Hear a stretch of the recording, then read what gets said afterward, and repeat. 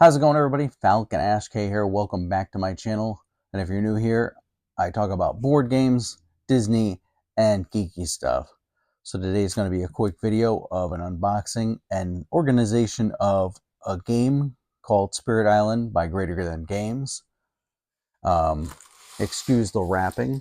I tried to take off my label from when Amazon shipped it to me, doing the environmental safe, so they just put a sticker on the box. So, unboxing. So, Feather and Flame is an expansion and going to be the last expansion I have for this game until they come out with another expansion for this fantastic game. I know I should show you the board, but the contents. I'll do this because angling my camera down is my phone, and it will fall off the rack, and I don't like that. So, in here, we've got the aspect card. Aspects are special cards that you can include into your regular spirits. It'll change their actual abilities and starting abilities. Sometimes they'll make them harder or easier to, raise the difficulty of controlling the spirit themselves. We got the spirits here. These are standard spirits that you'll find in regular Spirit Island, but of course, with every expansion, they come up with another set of rules that, changes whatever difficulty of the spirit is, or if they have special abilities. All spirits have their own special abilities, of course, but depending on the difficulty and new contents of the expansion will include them summoning beasts or famine or different things that will stop the intruders or invaders onto the island. So we have Finders of Paths Unseen. This is a very high difficulty to play this guy. The artwork's always amazing. So that shows their path. Every turn you're going to be doing a special item. Choose one of the following top things you're going to do on your turn to move. So that's number one. Number two, you're going to be taking one of your tokens off of your board, revealing an item or special ability underneath, and placing that somewhere on the map that you're playing on. And then the bottom is a combination of your abilities that you have on your cards that you can discard and use these abilities. Plus, if you have any unlocked elements to use your special abilities, there you have it. Down in the corner over here is a gist of what their main goal is and a special ability that they can do at any time. Usually, on the back gives you more details of the actual spirit themselves, the background, why they're there, the pretty cool thing. Now you got Downpour Drenched the World. This is a high difficulty for this guy. Also on the bottom half, it tells you, like when you're working multiplayer, well, cooperative, each spirit has a defense, or if they have aggressiveness, if they do a lot of plague work. It's on the bottom of the board as well to get you the idea of what they can do. And we got, I was doing it this way, wasn't I? Heart of the Wildfire. Looks like a big flaming bird, or it could be a flaming velociraptor. He also is a high difficulty to use. His offense is out the door. So if you team him up with somebody that's aggressive, he's your man.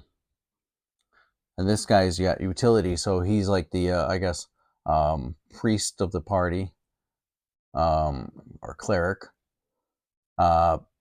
Serpent Slumber Beneath the Island. So that's that.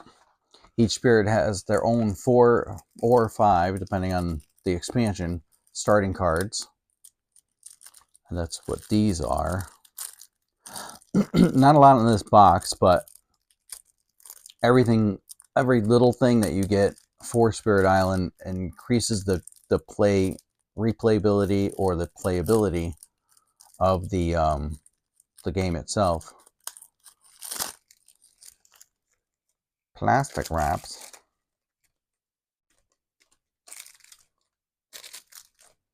Static cling, boys. Don't use it. So, here's the new aspects that can be used for the previous spirits that you own. This is the first one I played when I was at the Portal store. He raises water levels and pushes the invaders out. At least that's what I was using it for. So you got new ways of playing these. Like, that's it. On the back, it actually tells you it raises the difficulty of playing those characters. But it actually gives you more abilities to play with them. All right, we got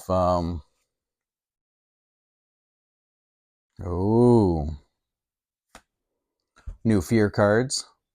So the point of the game is to scare the invaders off the island.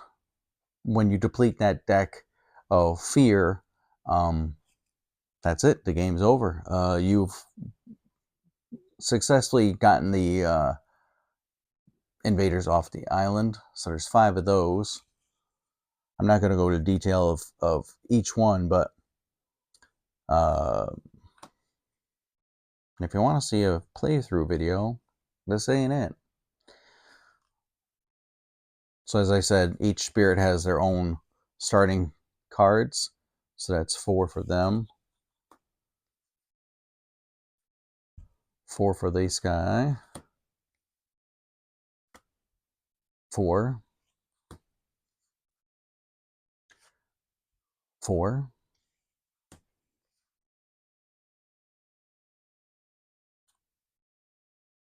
6.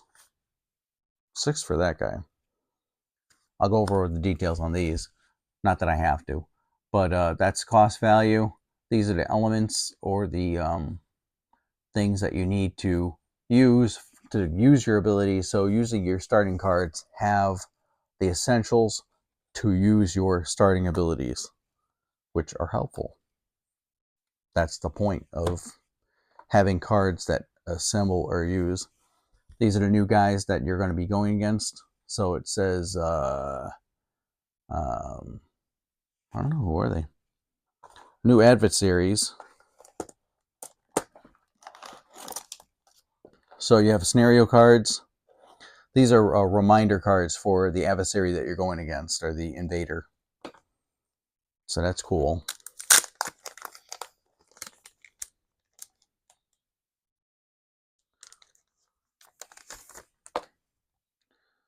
So scenario cards tell you the setup, what you should do, the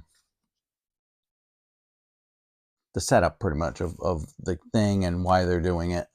So there's, I guess new varied scenario of varied terrains difficulty. And then this is the invaders, which is the Kingdom of Scotland. I should have known by the stupid flag. Sorry, not stupid flag. The flag itself. I should have known by the tokens that have the flag on them that it was Scotland. And on the back it shows a map of technically where the island that you're creating is going to be played, which is over here. Or where the X is where they're invading. That's it for the box. Now, I pulled this other stuff over here. Spirit Island, which is my main game. Lots of plastic.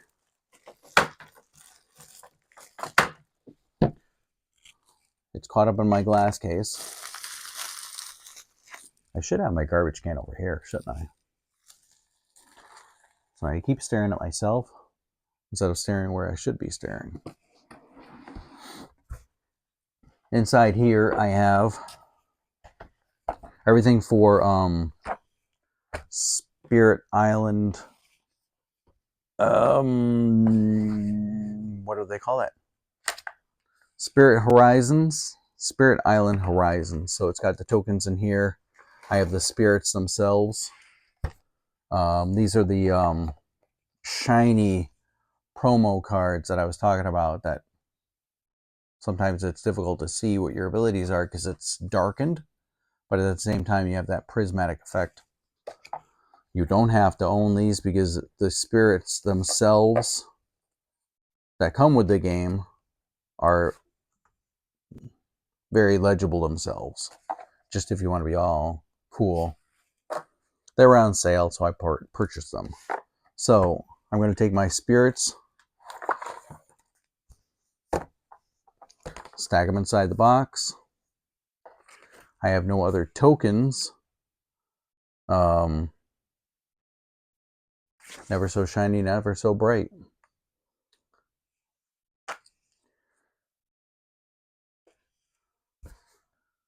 And that's that for that. Box fart. Then in here is the maps and the scenarios and the rule books.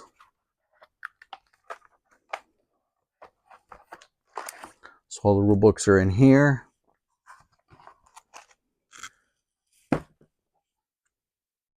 I have the different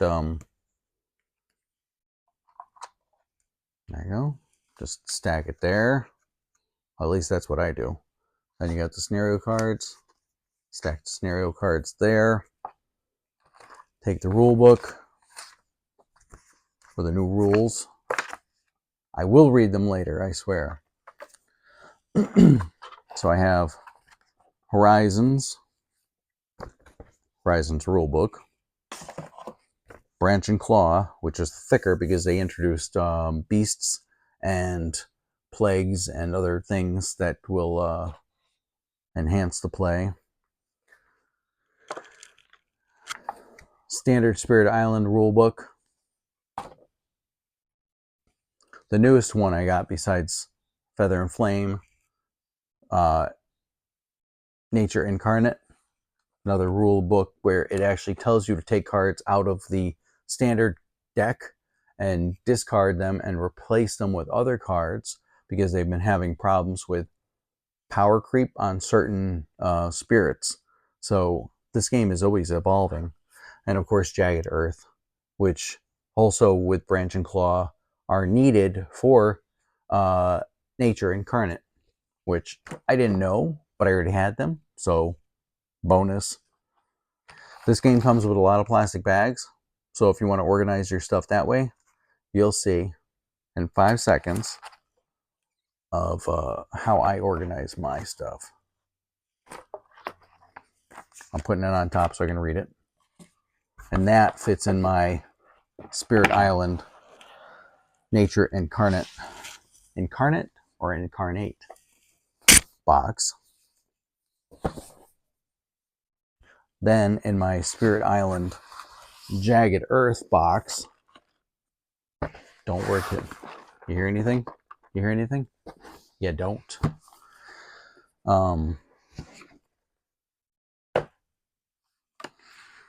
How's that for organization? Here, flip it over, please. It's gonna go forward, but that's fine. I do baggy the tokens, except for a few.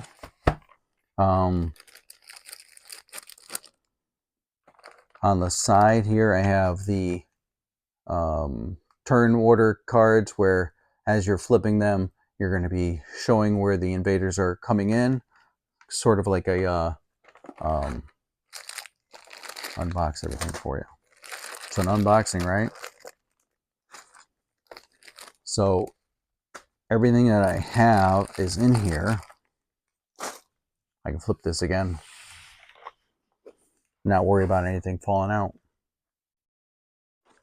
I got token boxes that I actually picked up from the Christmas tree shop. So it's got the player markers and the other tokens in here. They fit in here.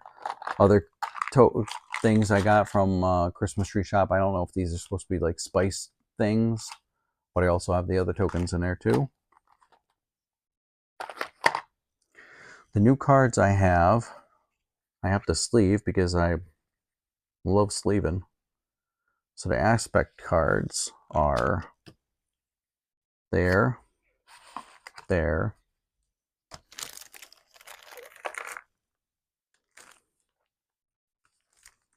aspect cards. I found these fall baggies which have leaves on them. I replaced the baggies that are in Bosk because it's a card game where you're battling leaves. So leaf bags for that. All right.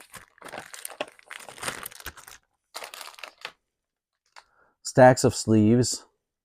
Sleeves always protect your games for protection. Now on these I use penny sleeves. Penny sleeves are the cheapest sleeves. They don't have a high durability, but if you know you're going to be shuffling cards a lot, which not really for this game, but for a starting set or starting hand of fear cards. Actually, I was doing aspects first, huh? Aspects. You're not shuffling them a lot, but it's nice to keep them from those people that like to spill drinks. Not that I know a lot. Yeah, I left my coffee upstairs. Wah, wow. I am enjoying the beverage of a coffee I found at AC Moore, a TJ Maxx. It is based on the Wicked Queen, so it's a candy apple caramel, candy apple cinnamon, and that's what I'm drinking. Fear cards. There's so many fear cards. So another variability of the game, having these.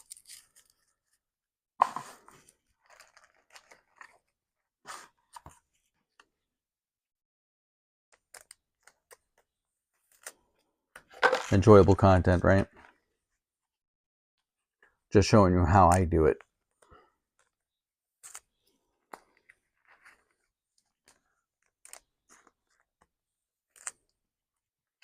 Now with ability cards that are the minor and major, I use pro sleeves or the pro standards, so they have a thicker ability, a thickness to them because of them being shuffled even more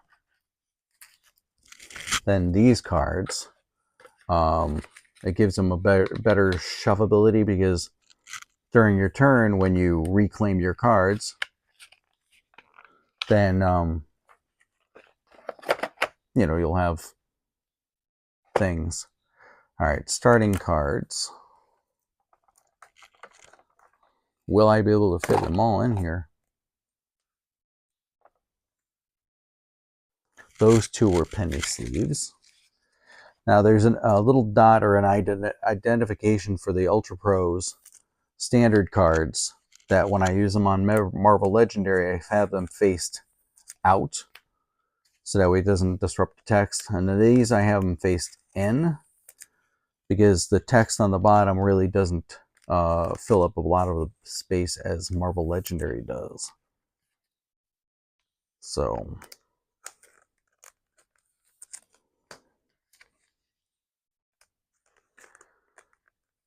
also, if you're using sleeves, as other people have suggested, keep a standard set or at least 5 or 6 in your box that you have, that you're using them in case they tear or rip.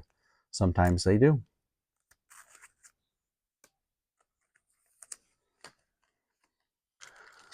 See, when I read the rules, I got to find out why this guy has 6 starter cards instead of the standard 4.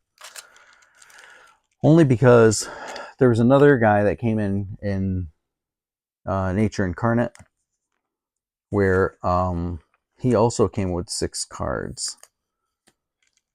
So do you draw up 2 more cards to have a total of 6 cards in your hand, or is it 7 cards? No, you start with 4 cards, and then you're using your cards, and on your turn, you're using the top of your board to determine if you draw new abilities. When you draw new abilities, you'll draw 4, I believe. I said 4. 4 cards, and then you're taking one you like, and then you're discarding or putting the rest of the cards at the bottom of the deck, so your friends can't get them. But at the same time, it shuffles the deck without shuffling the deck because there's so many abilities. Major abilities, not so many, because of course you have to discard. I just turn these sleeves right so that way you can have them faced up the right way. You are drawing 4, taking 1, but then you have to discard 1 that you also have already. So you're discarding 2 to draw 1. All right. Will these fit in here? Of course they'll fit in here because I'm going to make them fit in here. All right. Aspects. And as for the tokens for the aggressors or the invaders,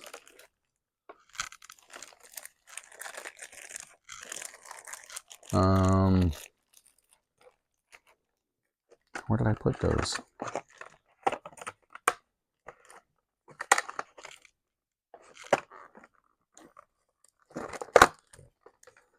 Yeah, I forgot where I got these, but they say some word on them.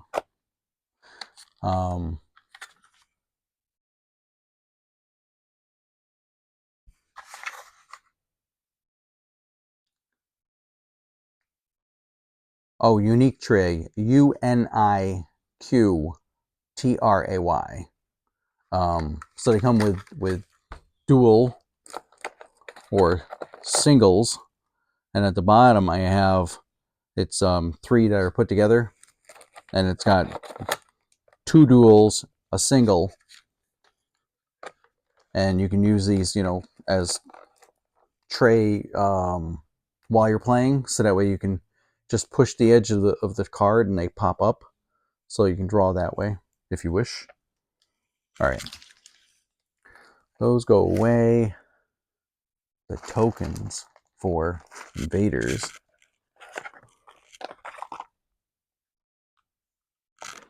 I have the player colors also in here, the player tokens. But why can't I find invader markers? For now, I will place them here. Pop them out. They'll be the only loose thing that's in this box.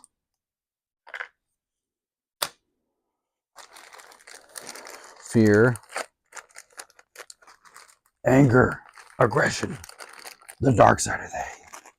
Once you start down the dark path, forever will it dominate your destiny.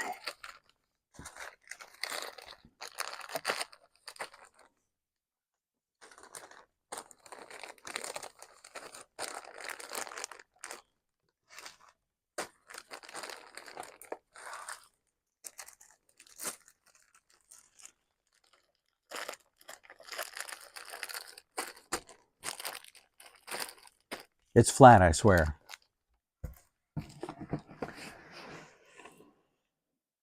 Nothing. All right, so that is my